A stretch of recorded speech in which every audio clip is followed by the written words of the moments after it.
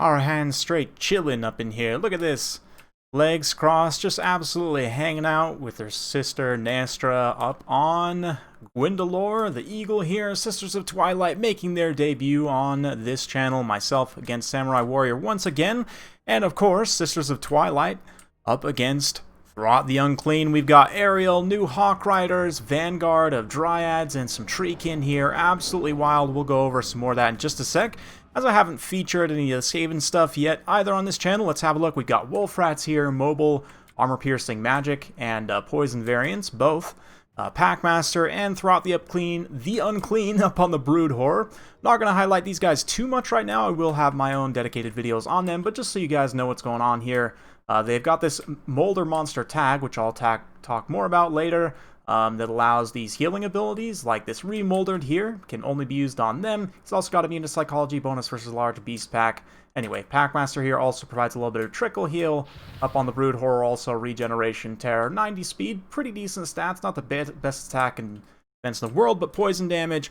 Got some mortars, couple of Storm Vermin, Sword and Shield, and a bunch of Skaven Slave Slingers. But the focus here is going to be on the Sisters, of course. Massive range damage. This tooltip is a little bit misleading here in that they actually do shoot 2 shots per volley. 75 bonus versus large on this ammo type. They can switch to an anti-infantry ammo type that does more of a scatter shot, which you guys I'm sure will see. You might see here, you might not. Ariel herself, though, absolutely powerhouse caster as the Hawk Riders just decimate my poor mortars there. Ariel does have a greater arcane conduit. She's got a mix of a few lores, high and dark magic. So that does mean Apotheosis and Soul Stealer both on the same caster, which is absolutely insane. She throws down a nasty Soul Stealer here. I had come in and got a pretty good engagement on the Sylvan Knights here. New Regiment of Renown Stag Knights. Absolutely awesome looking. They had taken a ton of damage here, but they're going to get stabilized with that Berry Wine from Ariel. It's a not a passive, but it's an item she can take. Pretty expensive, but it does give a nice single target burst heal. They barely hang on to their leadership, but all this time, Throt's going to get into melee here, and the Sisters dive down into melee combat on the Eagle. They're not going to be quite as good. They do get the bonus of this Gwendolore's Vantage ability here, which will give them more missile damage when they're away from enemies. Right now, engaged in melee combat against these 2 Brood Horrors, it's not going to be great. Throt coming in here, hungry boy, looking to eat some, always hungry. But Ariel comes in to a little bit save the day. Another very strong single entity. She's got decent weapon strength, 440, with a decent melee attack, magic damage, 5,000 HP, which is quite a bit for a big caster. She's a large lady, on par with like a kind of Big Bird, I would kind of compare her to in a lot of ways. But anyway, back to the Sisters. They're going to get back up in the air. They have taken a ton of damage, but they can get Apotheosis from Lady Ariel, and not to mention they've also got healing here, which is going to come in pretty handy potentially, this Conjoined Destiny. Now, taking a look at this here, kind of reading through it, it does restore quite a bit of HP, but it takes 30 seconds to go off once you hit that 20% HP threshold, so definitely something to be careful of. But Samurai Warrior kind of playing a little bit conservative right now. Balance power definitely in my favor because the Sisters have taken so much damage. Throt, though, look at this, just getting absolutely mown down, and this is the power of their range shots here. He did take quite a bit of damage from Ariel in melee as well. Didn't get the best engagement, honestly, considering her stats, 40-50. He's not that much better at 50-60 here with that Master Controller active, but just getting mown down. And now, poor thick boy here. Granted, he is pretty fast up on the Brood Horror. He's going to have to cut and run and just dodge a bit from the evil Hawk Riders and the evil Hawk Sisters, because they are very, very nasty to poor little rat boy. Poor little hungry boy just wanted to eat some elves. What's wrong with that?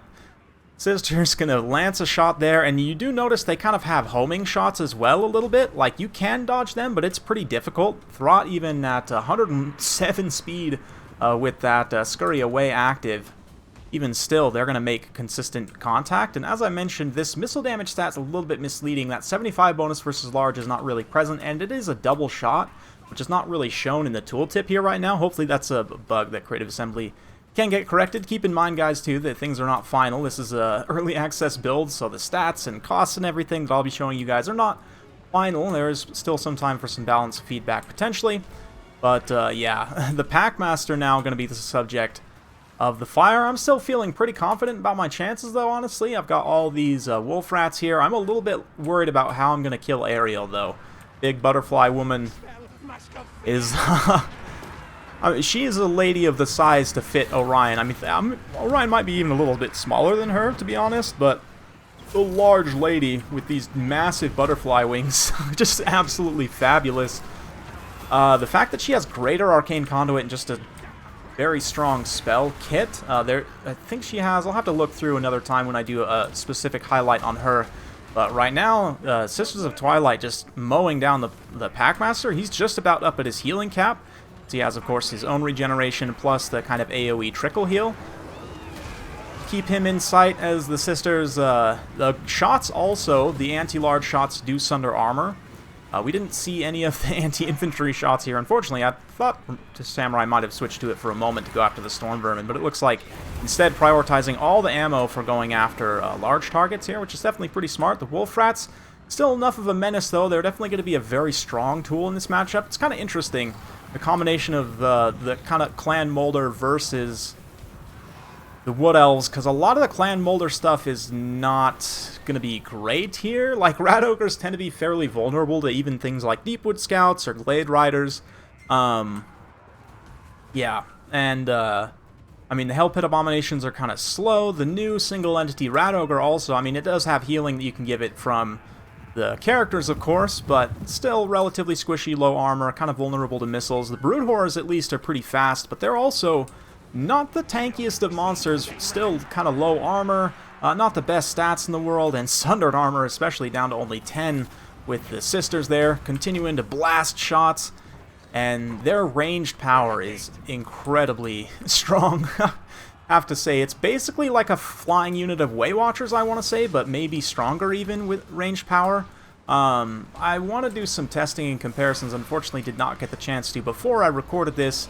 But in terms of ranged power, they're definitely on par with the top tier ranged lords like Marcus, except, of course, they're flying, sort of like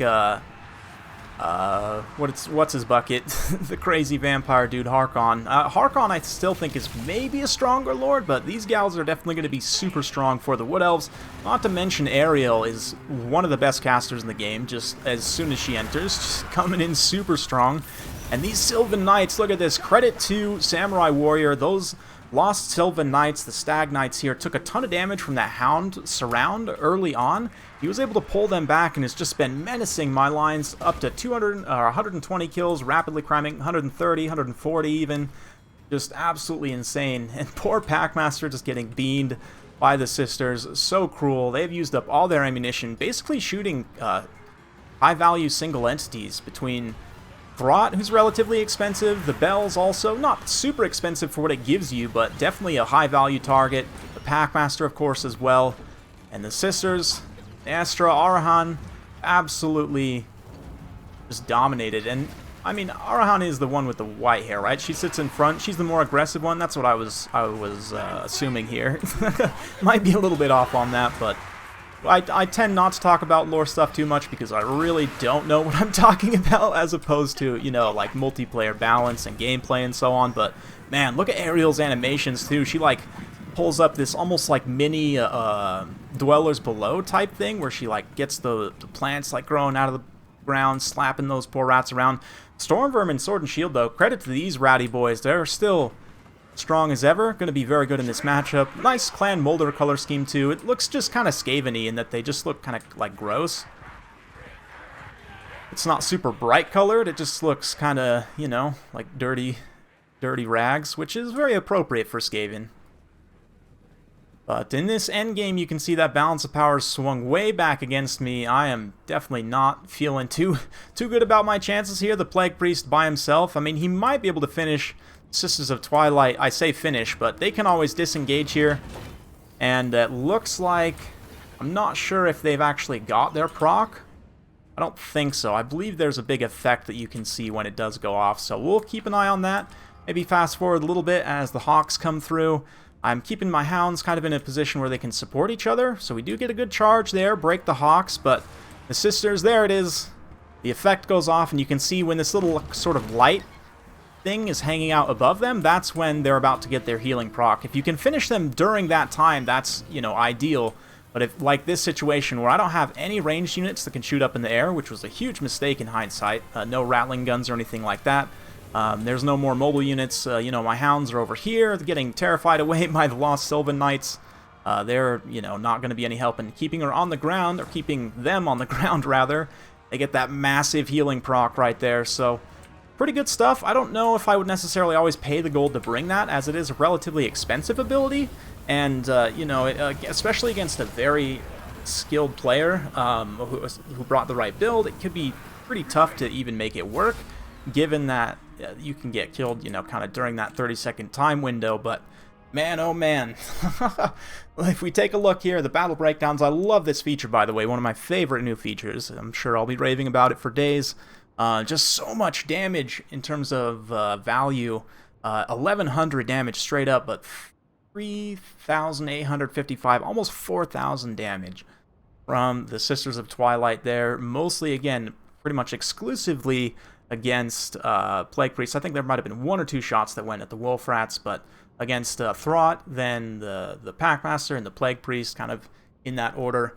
Just absolutely insane. Likewise, Ariel, on top of the healing that she dealt, also did, again, 2,774 damage value, 13,000 damage in total, almost 14,000, so that's pretty insane. Ariel is a strong character. She has quite a bit of HP, doesn't have the greatest combat stats in the world, but that weapon strength is pretty legit. She's got pretty strong animations as well. Just in general is going to be a strong choice for, considering you can take her in your hero slot too, is even more ridiculous. Granted, if what else you can get in a situation now where you spent so much on your heroes that your army's just too thin. But as it is, these two are definitely going to be meta picks, I think, for a few matchups. Glade Riders did a great job also. Did just barely get their value even with 154 kills, just chasing chaff, but that's what they're here for. About 2,000 gold worth of value from the Sylvan Knights, so although Samurai Warrior almost lost him early on, credit to him for kind of salvaging that and getting them through to get their value back. They are 2,000 points cost, so they do need to get a lot of work done to get their value back, but they can absolutely. 205 kills, pretty impressive. Hawk Riders also, more or less, both paid for themselves. Treekin, not so much, but they're kind of just here to soak damage and tank, right, more than anything. Ryads also, interestingly enough, did not pay for themselves, but still, definitely a lot of utility and value there.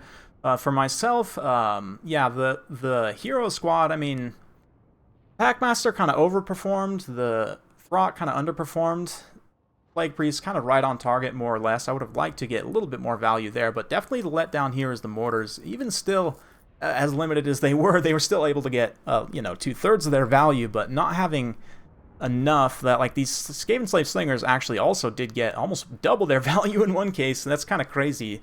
Just understanding that these cheap units, like Skaven Slaves here, 123, so they got their cost back. It's very easy for them to get their cost back if they get the right situation. These Storm Vermin, too, definitely MVPs for me. 1,400 gold worth of value on a 1050 unit is awesome. Likewise, the Hounds you'll see also punched way above their weight in terms of value. 724, 756, 1083, 788. Just excellent value. And like I said, these guys are going to be must picks, I think, in this matchup for the Skaven in general.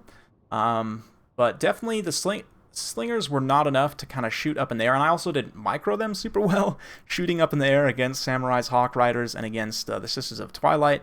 But yeah, man, definitely a fun one. Very interesting matchup, and I'm also very excited to dive into a number of other matchups, so if that's what you want to see, go ahead and hit that subscribe button, ring the bell, give a like if you enjoyed. Thank you once again, and we'll see you next time.